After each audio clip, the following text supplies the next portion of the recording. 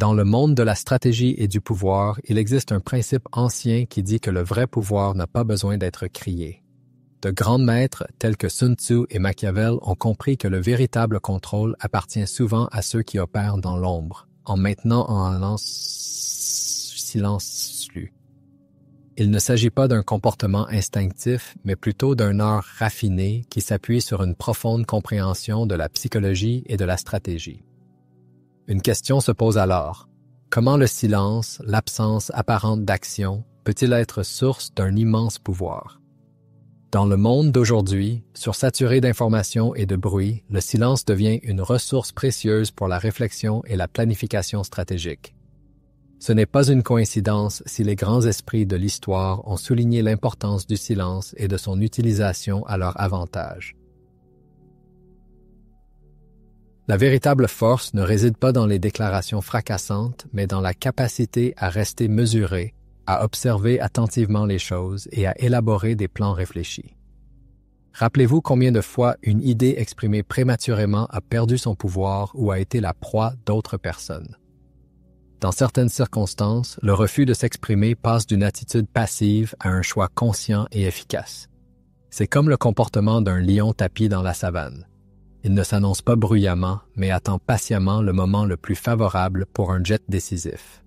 Le prédateur observe attentivement ce qui se passe, analyse la situation et attend. Et lorsque sa présence est la moins attendue, il frappe, atteignant la cible avec un maximum de précision et de force. À l'inverse, une personne encline à la bavardage excessif se montre souvent involontairement aux autres, révélant ses intentions et ses faiblesses. La vanité et la verbosité sont souvent le signe d'une insécurité intérieure, d'une tentative de combler le vide par un flot de paroles. Le silence, en revanche, est un signe de force intérieure, de confiance en soi et en ses capacités. La véritable maîtrise réside dans la capacité à contrôler à la fois les mots que l'on prononce et les pensées que l'on garde cachées. Cependant, il est important de comprendre que le silence n'est pas seulement un refus de parler, mais aussi la capacité de s'abstenir de réactions impulsives.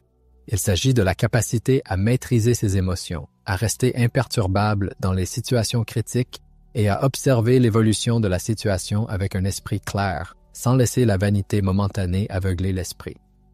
Le pouvoir de retenue se manifeste par la capacité à résister à la pression, à ne pas laisser les sentiments prendre le pas sur la raison. Il permet d'agir de manière réfléchie et stratégique même lorsque les circonstances sont défavorables. Comment traduire cette philosophie profonde dans la réalité de la vie quotidienne? L'une des premières étapes peut consister à s'accorder de précieux moments de silence. Il ne s'agit pas ici de quelque chose de grandiose ou d'important, mais simplement de quelques minutes pour vous éloigner du bruit incessant de la vie moderne, prendre une profonde respiration et écouter votre voix intérieure. Quel effet la pratique consistant à consacrer seulement 15 minutes par jour peut-elle avoir sur une personne? Cela vaut la peine de tenter l'expérience pendant une semaine et de suivre de près l'évolution de la clarté mentale et de la capacité à prendre des décisions en connaissance de cause. De même, lorsque des situations conflictuelles surviennent ou que la tension monte, on peut faire un effort conscient pour observer davantage et parler moins. Il convient de rappeler l'image du lion qui attend patiemment dans la savane. Avant de réagir impulsivement, il convient de prendre une profonde respiration et d'évaluer soigneusement toutes les possibilités d'action, en reconnaissant le pouvoir que peut apporter le silence conscient. Le silence, lorsqu'il est utilisé avec sagesse et réflexion, est comme un bouclier solide qui protège des comportements irréfléchis et comme une épée tranchante qui frappe au bon moment. Ce n'est pas pour rien qu'un vieux proverbe chinois dit « Celui qui sait ne parle pas, celui qui parle ne sait pas ». Il s'agit d'un processus continu d'amélioration de soi visant à aiguiser sa perception, à réaliser le pouvoir du calme et de la maîtrise de soi, et à appliquer cette sagesse dans toutes les sphères de sa vie sans exception. Le silence n'est pas seulement le silence, c'est une force puissante, une tactique qui permet de devenir maître de son destin, de suivre de près ce qui se passe, de comprendre profondément l'essence des choses et d'agir au moment le plus opportun. Plongeons dans une réflexion sur le pouvoir de l'observation. Il ne s'agit pas seulement de la capacité à voir, mais aussi de la capacité à percevoir le monde dans sa totalité. à absorber chaque détail, à comprendre les significations cachées et les sous-textes. Une personne qui a la patience d'un observateur acquiert un avantage qui dépasse de loin les possibilités d'un regard superficiel. Imaginons un détective expérimenté arrivant sur une scène de crime. Il ne cède pas à la panique et au chaos, mais examine méthodiquement chaque détail. Bouts de tissu, empreintes, moindres indices. Il n'agit pas de manière impulsive, mais recueille des informations, les analyse et s'approche pas à pas de l'indice caché derrière le masque du désordre. Être un observateur patient, c'est comme entrer dans une immense bibliothèque de connaissances et avoir le temps de lire chaque livre, d'aller au cœur de chaque histoire. Cela vous permet de comprendre la dynamique de toute situation, d'identifier les opportunités et de prévoir les dangers qui passent inaperçus aux yeux des autres. Des mécanismes psychologiques profonds sous-tendent lors de l'observation, nous encourageant à aller au-delà de nos automatismes habituels, à remettre en question nos impressions personnelles et à nous efforcer de mieux comprendre le monde qui nous entoure. C'est la capacité de prendre du recul par rapport à sa propre image subjective du monde pour s'immerger dans le récit d'autrui. Un observateur compétent apprend à lire les gens en analysant non seulement leurs paroles, mais aussi leurs signaux non-verbaux. Expression faciale, gestes, posture, intonation. Il ne capte pas seulement ce qui est dit à haute voix, mais aussi ce qui reste en coulisses, saisissant ainsi les véritables motivations et intentions de l'interlocuteur. Quel est le pouvoir de l'observation en tant qu'instrument de pouvoir? La réponse est simple. L'information est un pouvoir. L'observateur accumule des connaissances, et comme nous le savons, la connaissance est un pouvoir. En analysant les forces et les faiblesses des autres, ses propres défauts et avantages, les modèles de comportement et la dynamique de chaque situation, une personne prend une position plus consciente dans le jeu de la vie. L'observation patiente n'est pas de la passivité, mais une préparation à une action sage et opportune. C'est comme un archer qui se prépare à décocher une flèche. Il scrute la cible, évalue la direction du vent, ajuste son objectif et, ensuite seulement, frappe avec précision. Il ne s'agit pas d'actions irréfléchies, mais d'actions dictées par la conscience et le bon sens. Alors, comment développer les qualités d'un observateur patient? La clé réside dans la pratique de la pleine conscience intégrée à votre routine quotidienne. Au lieu d'exécuter mécaniquement des tâches, vous devriez apprendre à concentrer votre attention sur chaque instant fugace, en remarquant les détails et en saisissant les nuances subtiles. Lors d'une conversation avec une autre personne, il est important de mettre de côté les gadgets et ses propres pensées, pour s'immerger totalement dans le processus de communication. Il est nécessaire d'écouter attentivement, de remarquer les expressions faciales de l'interlocuteur et de réagir avec sensibilité au ton de sa voix. Imaginez les découvertes qui vous attendent si vous essayez d'observer les gens sur le chemin du travail pendant la journée, en prêtant attention à leurs manières et à leur comportement. Ce serait une leçon inestimable pour l'étude de la nature humaine. Il est tout aussi important de prendre le temps de l'introspection en réfléchissant à ses propres actions et réactions. Quels sentiments éprouvez-vous dans différentes situations? Qu'est-ce qui vous déstabilise? Quels sont vos comportements typiques? En s'observant soi-même, on acquiert une compréhension profonde de sa personnalité, on réalise ses forces et ses faiblesses, ce qui permet de faire face plus efficacement aux défis de la vie. Le sage Épictète, philosophe grec, a observé un jour que la racine de l'anxiété humaine ne réside pas dans les événements eux-mêmes, mais dans l'interprétation qu'en fait l'esprit. L'observateur réfléchi, armé de patience, se rend compte que la perception est la pierre angulaire sur laquelle repose une vie épanouie. En développant cette précieuse capacité, on prend le contrôle de son propre destin, transformant le flux chaotique de la vie en un processus ordonné d'apprentissage et de mise à profit des opportunités favorables. C'est un chemin épineux mais fructueux de découverte de soi qui permet de naviguer dans le monde complexe. Avec clarté d'esprit, sagesse de cœur et le pouvoir silencieux qui découle d'une observation attentive et d'une compréhension profonde des schémas de la vie. Approfondissons maintenant l'exploration des mécanismes cachés par lesquels le silence et l'observation se transforment en un outil de contrôle efficace. Il s'agit d'un processus subtil et délicat, souvent insaisissable à l'œil superficiel, mais d'une puissance indéniable, comme un maître d'échecs qui déplace habilement les pièces d'un échiquier dans le but de gagner. L'observateur silencieux utilise aussi habilement ses actions, et parfois son absence d'action, pour orienter le cours des événements dans la direction qu'il souhaite. Considérons par exemple comment le silence peut servir de puissant outil de persuasion. Dans une situation où quelqu'un tente obstinément de vous pousser à prendre une décision hâtive, votre réaction retenue, votre absence de réponse immédiate, vous donne un temps précieux pour analyser pleinement la situation, envisager soigneusement toutes les options possibles et d'éviter les mesures. Réfléchis dicté par une pression momentanée. Dans certaines circonstances, le silence se transforme en une sorte d'acte de défi, donnant à l'individu la possibilité de renforcer son influence sur ce qui se passe. Cependant, ce n'est pas la seule fonction du silence. Il entretient également une aura de mystère et d'anticipation, en laissant les autres deviner les arrière-pensées et les plans non divulgués, ce qui stimule leur intérêt et leur imagination. Finalement, les gens commencent à attribuer à la personne silencieuse le pouvoir et la capacité de contrôler la situation. Cela ressemble au travail d'un illusionniste qui crée l'apparence d'un miracle en utilisant habilement des sous-entendus et des lacunes permettant au public de spéculer sur ce qui se passe. Le concept d'influence invisible, malgré ses connotations potentiellement négatives, est un outil qui peut être utilisé à la fois pour le bien et le mal. Il s'agit de la capacité d'influencer les gens sans qu'ils se rendent compte qu'ils sont manipulés par certaines actions ou l'absence d'action.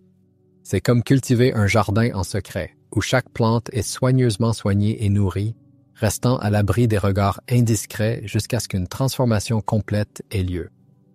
Un mécanisme de contrôle tout aussi important est la capacité de créer et d'utiliser l'attente. Les personnes qui font preuve de patience sont capables d'attendre le moment le plus opportun pour prendre des mesures décisives. Comme un pêcheur expérimenté qui jette son filet dans les abysses de la mer, une personne patiente attend patiemment le moment opportun pour une action décisive, sachant que la persévérance et la sérénité porteront certainement des fruits abondants. En revanche, celui qui est impulsif et hâtif commet souvent des maladresses regrettables et manque des occasions précieuses, tandis que celui qui attend, comme un agriculteur mûr, récolte la moisson à l'heure exacte, en agissant avec précision et un maximum d'efficacité. Mais comment traduire ces principes dans la vie de tous les jours en les transformant en une boussole fiable qui indique le bon chemin? Tout d'abord, il est nécessaire d'apprendre à réfréner ses impulsions, comme un dresseur apprivoise un animal sauvage. Avant de répondre librement à une provocation, il convient de respirer profondément, de se retirer de la situation et de l'observer de l'extérieur en évaluant froidement si le moment est propice à une action active ou s'il est préférable d'adopter une attitude attentiste. Il ne faut pas se laisser emporter par des vagues de colère ou de frustration, mais agir avec retenue et rationalité, comme un joueur d'échecs qui réfléchit à chaque coup. Et si vous appliquez l'heure de l'attente aux situations les plus banales, comme les files d'attente fastidieuses, les réunions prolongées ou les embouteillages interminables, au lieu de succomber à l'irritation et à l'impatience, vous pouvez essayer de prendre du recul et d'observer la situation de l'extérieur en profitant de ce temps pour réfléchir à vos propres émotions et sentiments intérieurs. Il est également utile d'apprendre à utiliser le silence comme un puissant outil de communication, à l'instar d'un diplomate habile qui maîtrise chaque mot. Lors d'une négociation tendue ou d'une discussion animée, il ne faut pas se précipiter pour exprimer son opinion, mais plutôt écouter attentivement son interlocuteur, poser des questions de clarification, observer ses réactions et laisser le silence parler de lui-même, créant ainsi un espace de compréhension et de convergence. Dans cette situation, la capacité à garder le silence apparaît comme un chef d'orchestre qui gère habilement le processus de communication, en plaçant des accents et des pauses, renforçant ainsi de manière répétée l'effet des mots prononcés. Ce n'est pas sans raison que la sagesse populaire dit « La parole est d'argent, le silence est d'or ». La capacité à contrôler la situation se manifeste dans la capacité à observer ce qui se passe, à agir de manière opportune, à attendre le bon moment et à utiliser le silence de manière magistrale. L'objectif n'est pas de dominer les autres, mais de se comprendre soi-même et de comprendre le monde qui nous entoure. C'est une sorte de danse entre l'action active et l'inaction consciente, entre la parole et le silence, qui permet de faire de chaque instant une chance de construire une vie plus riche et plus harmonieuse. C'est l'art de maîtriser ses impulsions et de comprendre le cours des événements, ce qui permet de toujours contrôler ses actions et ses réactions en restant pleinement maître de son destin sur la scène de la vie. Nous proposons ensuite d'examiner l'une des stratégies les plus passionnantes et les plus efficaces, la stratégie du vide. Cela peut sembler contre-intuitif à première vue, mais créer des zones d'influence par l'absence est une technique subtile employée par d'éminents stratèges et dirigeants depuis des siècles. Il convient de réfléchir au cas où l'absence d'une personne ou d'un élément a un impact bien plus important que sa présence immédiate. À l'instar d'une toile vierge où l'absence de couleur donne naissance à l'anticipation et à d'innombrables perspectives, le contrôle par l'absence se manifeste par la capacité à rester à l'écart, à ne pas interférer, à rester détaché. C'est l'art de créer un vide qui, tel un aimant, attire le regard et enflamme la curiosité des autres. Dans ce contexte, le vide n'apparaît pas comme un trou béant, mais comme un champ de possibilités inépuisables. C'est la capacité de se détacher de la banalité, de s'élever au-dessus des détails de la vie quotidienne et de voir le monde à partir d'un point de vue d'oiseau. Un aspect tout aussi important de la stratégie du vide est le pouvoir de l'inaction. Il ne s'agit pas de passivité et d'inertie, mais d'une action mesurée, équilibrée, dictée par la sagesse et la détermination. C'est la capacité de se retenir, de ne pas céder aux impulsions, de ne pas se laisser emporter par les vanités passagères. C'est comme une rivière qui contourne en douceur les obstacles sur son chemin, sans les heurter directement, mais en les contournant grâce à sa malléabilité. Enfin, la force du mystère, c'est l'utilisation habile du vide pour éveiller chez les autres la soif de connaissance et la fantaisie. Moins une personne se dévoile, moins elle est disposée à partager ses projets et ses intentions, plus l'intérêt pour sa personne augmente, plus elle suscite de questions, se transformant ainsi en une personnalité mystérieuse et attirante. Imaginez un cercueil scellé dont le contenu reste un mystère pour les autres, suscitant dans leur esprit une vague d'intérêt et de fascination authentique. De même, la stratégie du vide peut transformer la vie d'une personne en lui ouvrant de nouveaux horizons de perception et d'interaction avec le monde. Le premier pas vers la maîtrise de cet art est la capacité à créer des îlots de silence dans le flux de la communication quotidienne. Au lieu de remplir inlassablement chaque pause de mots, nous devrions apprendre à laisser le silence s'exprimer, à donner à l'interlocuteur un espace de réflexion et à créer une atmosphère propice à une réflexion profonde. Imaginez une réunion d'affaires où les participants échangent constamment des remarques sans se donner le temps de réfléchir à ce qui est dit et vous décidez d'adopter cette pratique. La prochaine fois, essayez de ne pas trop parler, de vous concentrer sur l'observation de ce qui se passe et d'analyser l'impact du silence sur les autres. Il est également important d'apprendre à se retirer des situations qui ne sont pas utiles ou enrichissantes. Il ne faut pas se sentir obligé de participer à toutes les discussions ou activités sans exception. Il est beaucoup plus judicieux de choisir des activités qui demandent un investissement d'énergie et de temps de manière informée et appropriée. Il arrive que l'absence d'une personne ait un impact plus profond que sa présence. Ce n'est pas sans raison que la sagesse populaire dit que la séparation ne fait qu'intensifier les sentiments. À titre d'illustration, nous pouvons prendre l'exemple de l'abandon volontaire des réseaux sociaux pendant quelques heures, voire une journée entière. Une telle expérience permettra de libérer du temps pour d'autres activités plus utiles et plus intéressantes et de réduire le besoin compulsif d'être constamment en ligne. La stratégie du vide est une approche qui vous invite à vous désengager de l'agitation de la vie quotidienne, à échapper au bruit de l'information et à vous reconnecter à votre moi intérieur. C'est une sorte d'invitation à cultiver le silence, la contemplation et le mystère en transformant l'absence en une source de force intérieure, de clarté de pensée et de connaissance de soi. C'est une sorte de danse entre la présence et l'absence, le son et le silence, qui permet de saisir les subtilités de la vie et d'acquérir une nouvelle forme de pouvoir, imperceptible mais efficace. C'est la prise de conscience que l'inaction peut parfois être bien plus efficace que l'action active elle-même qui conduit à l'aboutissement de ce voyage. La maîtrise du contrôle de soi, l'art du silence, l'art de l'observation, le pouvoir de la retenue et enfin, la stratégie du vide. La maîtrise du silence et de l'observation permet d'atteindre un nouveau niveau de possession de soi, bien au-delà de l'ordinaire. Ce n'est pas seulement la possession d'un pouvoir, mais l'acquisition d'une force intérieure née des profondeurs de la sagesse, d'une introspection profonde et de la capacité à se synchroniser avec le rythme de la vie. Maîtriser l'art du silence, ce n'est pas seulement être capable de tenir ses mots à temps, c'est aussi savoir quand sa voix est nécessaire et comment utiliser chaque mot pour en maximiser l'effet et l'impact. C'est la capacité de créer des pauses stratégiques, de laisser le silence parler de lui-même et d'utiliser les mots avec une précision mesurée et une intention profonde. Comme un chef d'orchestre, une personne contrôle le tempo et la mélodie, rendant chaque instrument harmonieux. L'art de l'observation se révèle dans la capacité à remarquer les plus petits détails, les nuances subtiles, les indices cachés.